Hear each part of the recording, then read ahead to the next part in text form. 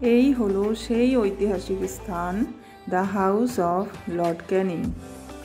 আজ থেকে প্রায় 150 বছরের আগের ইতিহাস।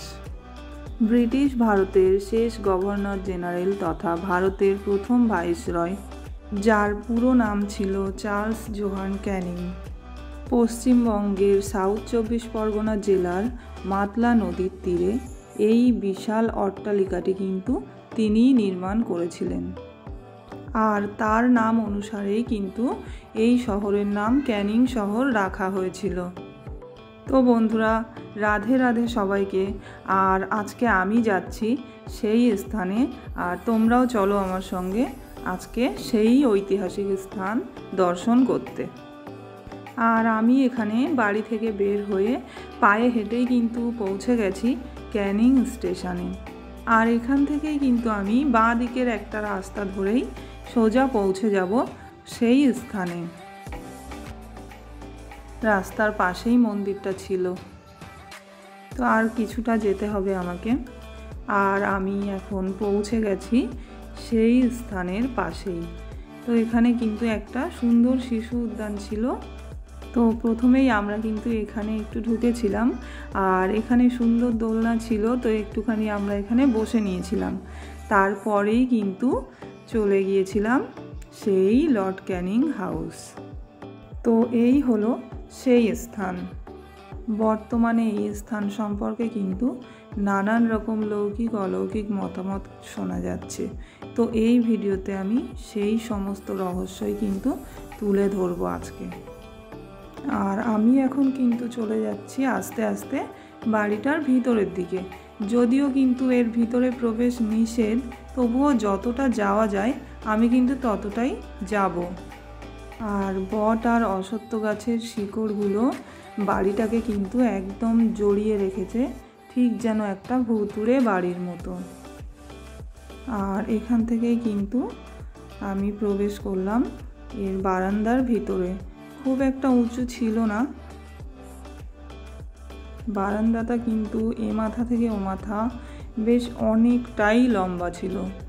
আর ছাদের দিকটা কিন্তু ভেঙেও গেছে কিছুটা, আর কিছুটা আছে ভেঙে ভেঙে পড়ছে। তো সেই কারণেই এখানে ঢুকতে দেওয়া হয় না।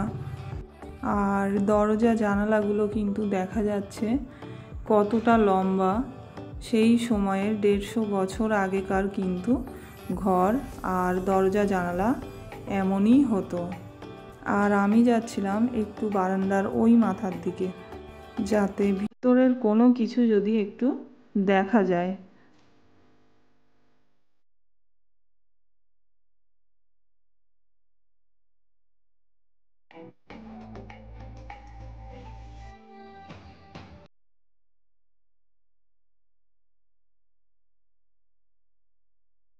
আর এগুলো দেখো, দরজাটা কিন্তু বন্ধ করে দেওয়া আছে। আমি চেষ্টা করছিলাম খোলার, কিন্তু এটা খুলবে না, একদম কিন্তু বন্ধ, আটকানো আছে। আর আমি দরজা খোলার চেষ্টা করছি দেখে কেউ আমাকে সাইড থেকে বলছিল এখানে নাকি ভূত আছে। তো যাই হোক, আমার তো তেমন কিছু মনে হয়নি। তো আমি কিন্তু আরও ভালো করে দেখছিলাম দরজা জানালাগুলো। তো এখানে একটা দরজাতে কিন্তু তালা লাগানো ছিল, আর এই তালাটা কিন্তু অবশ্যই 150 বছর আগেকার ছিল না, কারণ এটা দেখেই বোঝা যাচ্ছিল এটা কয়েক বছর আগেই হয়তো লাগানো হয়েছে। তো এই টোটাল অট্টালিকাটায় কিন্তু মোট 27টা ঘর ছিল। তো এখানে একটা দরজা কিন্তু একটুখানি ভাঙা ছিল, সেখান থেকে একটু ভিতরের দিকটা দেখা যাচ্ছিল। আমি দেখাচ্ছি তোমাদের। দেখো, ভিতরে একটা সিঁড়ি দেখা যাচ্ছে, আর ওখান থেকেই নাকি কিন্তু মাটির নিচে একটা ঘর আছে। আর বাইরে এখানে কি লেখা ছিল দেখো, পশ্চিমবঙ্গ হেরিটেজ কমিশন 2001-এর আইন অনুযায়ী 2018 সালে এইটিকে কিন্তু ঐতিহ্যশালী ভবনের স্বীকৃতি দিয়েছেন। তো বর্তমানে এটা কিন্তু হেরিটেজ সাইটে স্বীকৃতি পেয়েছে। আর এখানে যে ঘরগুলো দেখা যাচ্ছে এর ভিতরে কিন্তু অনেক আসবাবপত্রও ছিল সেই সময়কার। কিন্তু এখন দেখো কি জরাজীর্ণ অবস্থা এই ঘরটার। আর সংরক্ষণের অভাবে কিন্তু আসবাবপত্রগুলো চুরি হয়ে গেছে।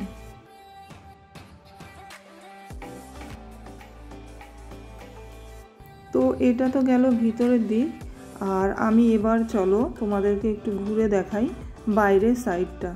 তো আমি এখানে একটু ওঠার চেষ্টা করছিলাম ফটো তোলার জন্য, কারণ আমি কিন্তু এখানে এর আগে কোনোদিনও আসিনি। আর এখান থেকে নেমে আমি কিন্তু পেছনের দিকটা একটু দেখাচ্ছি তোমাদের ঘুরে। তো অট্টালিকাটা কিন্তু একদম নদীর মানে ক্যানিংয়ের মাতলা নদীর পাশেই কিন্তু তৈরি করেছিলেন ক্যানিং সাহেব। ক্যানিং সাহেব কিন্তু এখানে তার স্ত্রীকে নিয়ে কয়েকবারই নাকি এখানে থেকেছিলেন। 1856 থেকে 1862 সালের মধ্যেই কিন্তু অট্টালিকাটি নির্মিত হয়েছিল, যেটা কিনা ক্যানিং হাউস নামেই পরিচিত।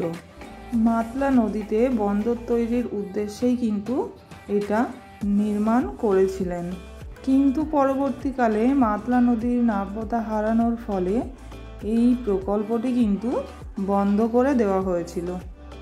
আর 1861 সালে কিন্তু ক্যানিং সাহেবের স্ত্রী মারা যাওয়ায় তিনি কিন্তু শোকাহত হয়ে 1862 সালে তিনি এই চাকরি ছেড়ে দিয়ে ইংল্যান্ডে চলে গিয়েছিলেন। তারপর নাকি এই হাউসটি সেই সময়ে ব্রিটিশ আমলে কোনো একজন কিনে নিয়েছিলেন, আর তিনিও মারা যাওয়ায় তারপর আস্তে আস্তে কিন্তু এই অবস্থায় এটা পড়ে আছে। আর আমি চলে এসেছি পেছনের দিকে। তো এখানে দেখো একটা সুড়ঙ্গ দেখা যাচ্ছে।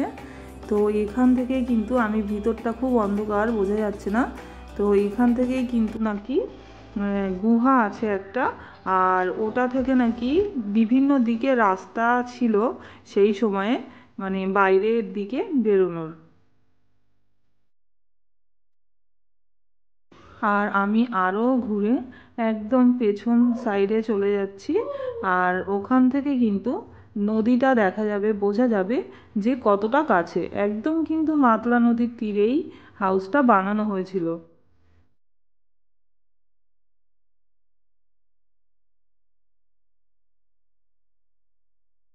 আর এই সাইডটা কিন্তু বাড়িটার একদম কাঁটা তার দিয়ে কিন্তু ঘেরা আছে। তো একদম কিন্তু পাশ থেকে আমি যেতে পারিনি, আমি কিন্তু কাঁটা তারের এই পার থেকেই গিয়েছিলাম। তো এখান থেকে দেখো, দেখা যাবে যে নদীটা কতটা কাছে।